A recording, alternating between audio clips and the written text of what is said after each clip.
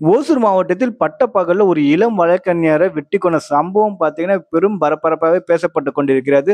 அது மட்டும் இல்லாம வெட்னவன் வந்து, "நான் தான் வெட்னேன்" அப்படின்னு சொல்லிட்டு நீதிமன்றத்தில போய் சரணடைஞ்சிருக்கான். அது வந்து என்ன காரணத்துக்காக வெட்னான் அப்படிங்கிற ரீதியில வந்து எவ்விதமான நியூஸும் இதுவரைக்கும் வெளி வரல. போலீஸார் வந்து அவன நீதிமன்ற காவல்ல எடுத்து விசாரிச்சுட்டு இருக்காங்க.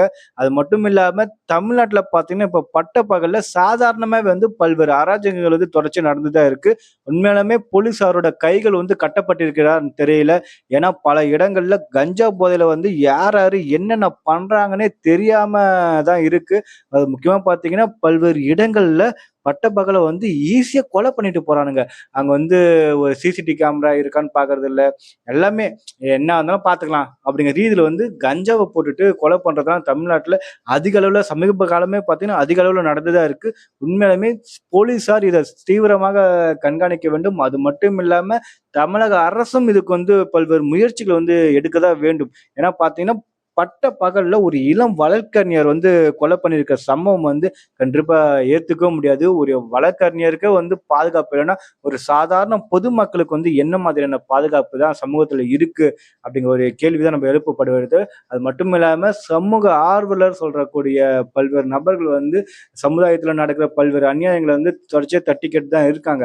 அவர்களுக்கெல்லாம் என்ன பாதுகாப்பு அப்படிங்கிற ரீதியில நம்ம ஒரு கேள்வி எழுப்புனா, மிகப்பெரிய அளவுல ஒரு வினா தான் அங்க எழுப்புது. ஒரு கொஸ்டின் தான் நம்ம அங்க வைக்கிற மாரி இருக்கு. ஏன்னா, அவங்களோட பாதுகாப்பு பார்த்தா என்ன ஒரு பாதுகாப்புமே இல்ல. அது மாரி இதுல ஏன்னா, இங்க வந்து என்ன வேணா பண்ணிட்டு போயிடலாம் அப்படிங்கிற ரீதியில தான் சமீப காலமாவே நடந்துட்டு இருக்கு. முக்கியமா பார்த்தீங்கன்னா, இது விடியல் அதாவது மு.க. ஸ்டாலின் அவர்கள் வந்து சட்டம் ஒழுங்கு வந்து அவர் கையில தான் இருக்கு. காவல்துறை அவர் கையில தான் இருக்கு. இதுக்கு வந்து இரும்பு கரம் கொண்டு ஒடுக்குவோம், ஒடுக்குமே சொல்றாரே தவிர, ஆனா அந்த இரும்பு கரத்த வச்சு என்ன பண்றாருன்னு தெரியல.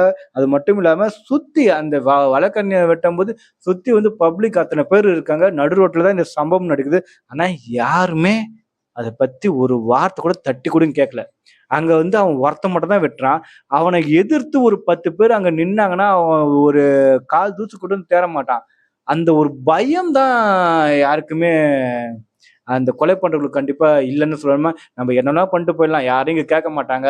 அப்படிங்கிற ரீதியில தான் அந்த கொலைகாரன் வந்து பட்ட பகல்ல வெட்டிட்டு போயிருக்கான். உண்மையாலுமே அத செஞ்சவன் வந்து கடுமையான தண்டனை தர வேண்டும். அது மட்டும் இல்லாம விசாரணை முடிவுல தான் அவன் எதற்காக இத செஞ்சான் அப்படிங்கிற ரீதியில வந்து நமக்கு வந்து ஒரு இன்ஃபர்மேஷன் வரும். கண்டிப்பா அது வரும்போது அத பத்தி நம்ம பேசுவோம்.